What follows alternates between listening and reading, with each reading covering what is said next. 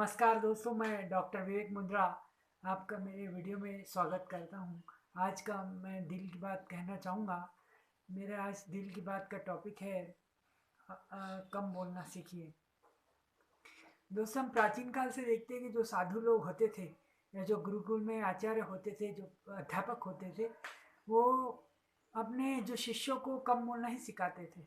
और प्राचीन काल से भारतीय संस्कृति में यह है मान्यता है कि कम बोलना चाहिए।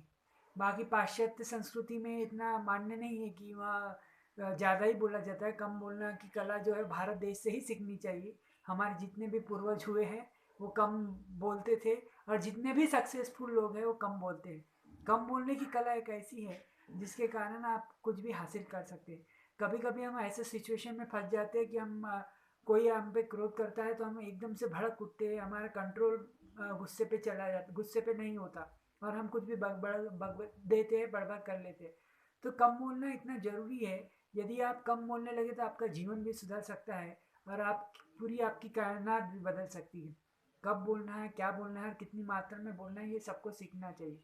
और कम बोलने से ये साइंटिफिक भी प्रूव हुआ है कि कम बोलने से हमारे जो मस्तिष्क के न्यूरॉन्स भी बढ़ते हैं और हमारा मस्तिष्क शांत रहता है। और हम कभी कभी हम ऐसे बातें करते हैं, कुछ भी इनरिलेवेंट बातें करते हैं ना, हमें कुछ पता नहीं होता है कि हम क्या बोल रहे हैं, और हम कुछ भी बड़बड़ कर देते हैं, कुछ भी हम क्रोधित हो जाते हैं, कभी कभी गंदे शब्द हमारे मुंह से निकल जाते हैं।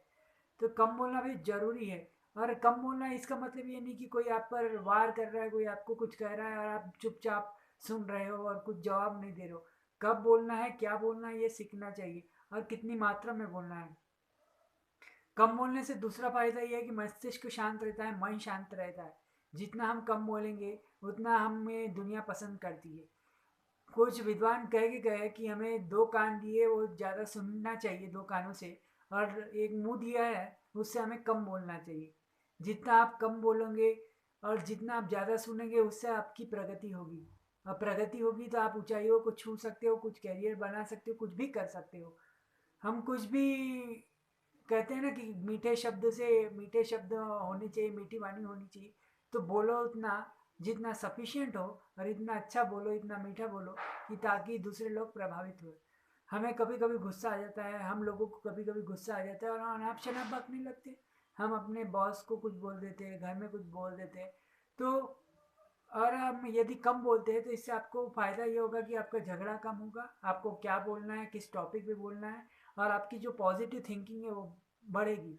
मैंने भी जैसा कि कहा कि भारतीय संस्कृति में परंपरा रही है कि हमें कम बोलना चाहिए। प्राचीन काल में भी जो हमारे साधु महात्मा थे वो क्या करते थे, कम बोलते थे। और कम बोलने का विकास, कम बोलने की कला उनमें विकसित जब से हुई, ये जो होती है कि आप अगर मेडिटेशन करते हैं, ध्यान करते हैं, तो जिस इससे आपका डेवलपमेंट भी होता है, इससे आपकी प्रगति भी होती है और आप कम बोलना सीखते हैं। एक बार जीवन मिला है, इसलिए अच्छा बोलिए, कम बोलिए, और ध्यान कीजिए। ध्यान से ये फर्क पड़ेगा कि आपके मस्तिष्क में जो विचार है वो शुद्ध होंगे, पॉजिटिव होंगे, और आप कम सोचने लगोगे। आप कम सोचने लगोगे तो आप कम बोलोगे। अब हमारे दिमाग में बहुत सारे विचार चलते हैं, हम सुबह क्या करेंगे, हमारा टिफिन बॉक्स कैसे रेडी होगा बच्चों का, हमें ऑफिस जाना है, हमें बॉस चिल्लाएगा। तो ये जो सब हमारी जो नकारात्मक प्रतिक्रिया है, नकारात्मक थिंकिंग है, वो चेंज हो सकती है कम बोलने से। कम बोलना एक इतना अच्छा अधिकार है, गांधी जी ने भी कहा है कि कम बोलना चाहिए, कम बोलो। तो जितना आप धीरे धीरे तो आपको ये बहुत प्रॉब्लमेटिक होगा, धीरे धीरे आपको प्रॉब्लम आएगी कम बोलने में। लेकिन आप एक ऐसा कर सकते हो कि आप दिन भर दूसरे बाहरी जीवन की दुनिया में जीवन में खोए रहते हो, तो खुद के आंतरिक दुनिया में कब आओगे। खुद की आंतरिक दुनिया है जो हमारा मन है, मस्तिष्क है, उसमें क्या विचार चल रहे हैं हमको सोचना चाहिए। इसलिए अकेले शांत कमरे में बैठिए, बस विचार आने दीजिए। जितने भी विचार आते हैं निगेटिव पॉजिटिव आने दीजिए, और उनको केंद्रित कीजिए, उन विचारों पर केंद्रित कीजिए, जिससे आपको पता चलेगा कि आपके दिमाग में क्या हो रहा है, जी आपके दिमाग में कौन सी प्रतिक्रिया आ रही है, कौन से विचार आ रहे हैं, सकारात्मक विचार आ रहे हैं या नकारात्मक विचार आ रहे हैं। इससे अच्छा आप को धीरे धीरे आदत हो जाएगी और आपका दिमाग शून्य की हो जाएगा, शून्य आपका दिमाग शून्य हो जाएगा और आपके विचार भी कम हो जाएंगे। तो कम बोलना इसलिए भी आवश्यक है क्योंकि आपको प्रगति करना है। मैंने जो कहा कि रूम में बैठना चाहिए, अकेले बैठना चाहिए, तो थोड़े दिन आपको अटपटा लगेगा, थोड़े दिन आपको तकलीफ होगी, लेकिन आप फिर धीरे धीरे आपका विकास होगा। आपको बहुत सारे वीडियोस ऐसे यूट्यूब में आते हैं कि हमें कम बोलना चाहिए और ज़्यादा बातें नहीं करनी चाहिए, लेकिन ये इतना भी आसान नहीं है। मैं जानता हूँ इतना आसान नहीं है, लेकिन धीरे धीरे प्रैक्टिस से यह हो जाता है। कम बोलने वाले और शांत रहने लोगों की एक सक्सेसफुल आदत होती है, और जितने भी सक्सेसफुल लोग हैं वो कम ही बोलते हैं।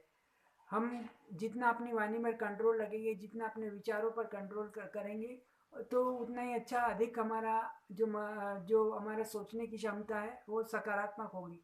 और बस सरल रहो, सहज रहो, कम बोलो, और जितना बोल सकते हो मीठा बोलो। मैं भी बहुत पहले कम नहीं बोलता था, लेकिन जब से मैंने स्टार्ट किया है कम बोलना, मेरे जीवन में बहुत बड़ा बदलाव आया है। आप भी अपने जीवन में बड़ा बदलाव ला सकते हो। जितना सफिशिएंट है, मैं वापस से कहूँगा कि जितना सफिशिएंट है उतना ही बोलिए। और अपने हम बाहरी दुनिया में तो दिन भर खोए रहते हैं, अरे उसने ये कर दिया, अरे उसने वो कर दिया, हमें यहाँ जाना है। एक बार आप खुद की आंतरिक दुनिया में प्रवेश करोगे तो आपका बहुत ही ज़्यादा विकास होगा। ज़िंदगी दोबारा नहीं मिलती, ज़िंदगी एक बार मिलती है, इसलिए अच्छे से बोलिए, कम बोलिए, मीठा बोलिए, और सहज रहिए। जितना कम बोलेंगे उतना अच्छा रहेगा, और जितना आप सोचोगे, जितने आपके दिमाग में गतिविधियाँ, प्रतिक्रिया, जितने विचार चलेंगे, उतना आपकी हानि होगी। आप बहुत सारे वीडियोस भी देख सकते हैं, और उसमें भी यही बताया गया है कि कम कैसे बोलना चाहिए। कम बोलने का एक और साधन है कि कम बोलना आप इसलिए भी सीख सकते हैं कि आप सबसे अच्छा और महत्वपूर्ण साधन है मेडिटेशन। जितना आप मेडिटेशन करोगे उतना आपकी जो सोचने की क्षमता है वो विकसित होगी, पॉजिटिव सोचने की क्षमता विकसित होगी, और आप शून्य में आपका मस्तिष्क चले जाएगा। विचार तो आएंगे, लेकिन आप बहुत ही शांति महसूस करोगे। वह जितना आप अपने आप में ध्यान दोगे, जितना आप बाहरी दुनिया से कटे रहोगे, इसका ये मतलब नहीं कि सब छोड़ छाड़ के हिमालय में चले जाना। आप यहाँ रहकर जीवन के गतिविधियों में हिस्सा लेकर भी अपनी जीवन सुधार सकते हैं। इसलिए पॉजिटिव लोगों के साथ रहिए, निगेटिव नकारात्मक विचार वाले लोगों से दूर रहिए। और दुनिया में आपको 3 तरह के लोग मिलेंगे: पॉजिटिव थिंकिंग वाले, निगेटिव थिंकिंग वाले, और तीसरा है दूसरों को जज करने वाले। तो तीसरे जो लोग होते हैं वो सिर्फ दूसरों को जज करते रहते हैं, उसने ये कर दिया, उसने वो कर दिया। खुद के आंतरिक मस्तिष्क में, आंतरिक आत्मा में, आंतरिक मन में क्या चल रहा है उनको उनसे कोई लेना नहीं, बस दूसरों को दोषना।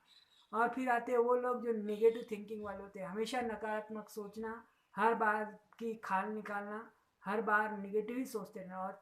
और सबसे दमदार लोग होते हैं पॉजिटिव थिंकिंग वाले, वो हर जगह पॉजिटिव सोचते हैं। उनके साथ कुछ भी बुरा होता है तो ये मतलब है कि दिन रात पॉजिटिव सोचते हो, एकदम से निगेटिव सो हो जाते हैं कभी कभी, लेकिन वो निगेटिव को पॉजिटिव थिंकिंग में बदल लेते हैं। और जितना आप कम बोलेंगे उतना आपका पॉजिटिव थिंकिंग बढ़ेगा। आप 1 मिनट, 5 मिनट, 10 मिनट धीरे धीरे कम बोलने की आदत डालिए, और देखिए आपके जीवन में कोई चमत्कार होता है कि नहीं। जितना आप कम बोलेंगे उतना आपके जीवन में चमत्कार होगा। और प्राचीन काल में, जैसा कि मैंने और कहूँगा, रिपीट कहूँगा, जैसा कि मैंने कहा कि प्राचीन काल के लोग की जो साधु संत होते थे वो कम बोलते थे और ध्यान में विलीन होते थे। लेकिन अभी वर्तमान जीवन में यह संभव नहीं है कि ध्यान में विलीन हो जाना। आप बाहरी दुनिया में पैसा कमाकर, लोगों से संबंध रखकर भी ध्यान की अवस्था में पहुंच सकते हो। और ये तभी संभव है जब आप पॉजिटिव थिंकिंग करोगे, सकारात्मक विचार रखोगे। नमस्कार।